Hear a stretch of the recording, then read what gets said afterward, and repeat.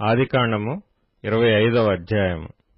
అబ్రాహాము మరలా ఒక స్త్రీని వివాహము చేసుకొనెను. ఆమె పేరు కెతూరా. ఆమె అతనికి జిమ్రాను, యక్షాను, మెదాను, మిద్యాను, ఇష్బాకు, షూవహు అను వారిని కనెను. యక్షాను షేబను, దెదానును కనెను. అషూరీయులు, లెతూషీయులు, లెయుమీయులు అనువారు ఆ దెదాను సంతతివారు.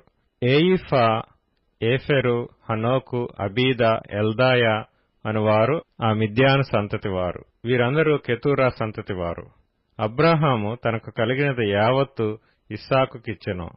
అబ్రాహాము తన ఉపపత్నుల కుమారులకు బహుమానములిచ్చి తాను సజీవుడై ఉండగానే తన కుమారుడగు ఇస్సాకు నొద్ద నుండి తూర్పు తట్టుగా తూర్పు దేశమునకు వారిని పంపివేశెను. అబ్రాహాము బ్రతికిన సంవత్సరములు 175. అబ్రాహాము నిండు వృద్ధాప్య